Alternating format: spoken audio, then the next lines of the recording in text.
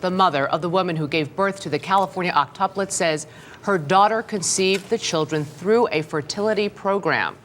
Early Show national correspondent Hattie Kaufman has the very latest from our Los Angeles bureau. Good morning, Hattie. Good morning, Julie. That's the question on everyone's mind. Why would a woman with 6 kids go to a fertility program?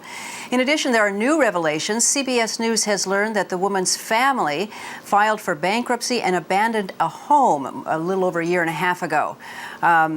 The new mom is in her mid-30s. She lives with her mom and dad and with this growing number of kids.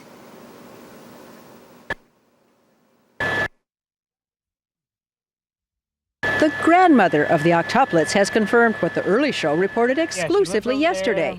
The woman who gave birth to 8 babies already has 6 young children.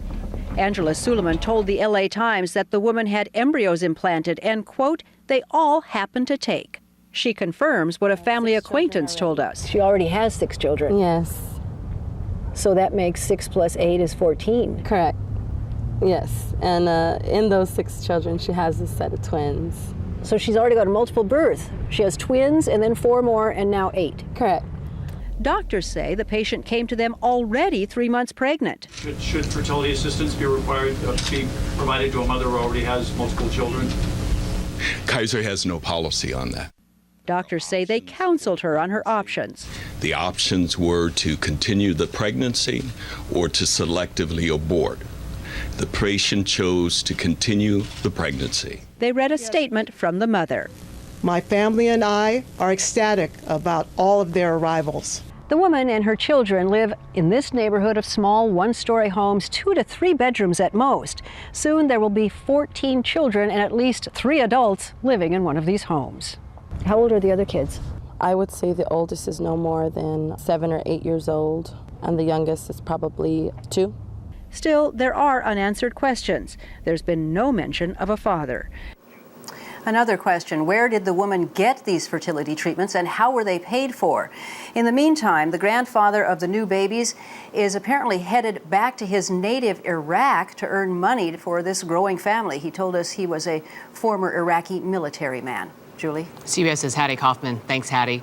Well, the birth of the octuplets has raised a lot of ethical questions. We're joined by Michael Tucker, Director of Georgia Reproductive Specialists. Good morning, sir. Good morning. Knowing what you know about this case and this woman, what do you make of it? Well, I'm just stunned. As the story's unfolded and it's gone from a potential use of just fertility drugs or misuse thereof to actual, apparently, IVF with transfer of embryos, this is just remarkable to me that any practitioner in our field of reproductive medicine would undertake such a practice. Well, is it at all possible that she got pregnant through taking fertility drugs on her own and without the help of a clinic?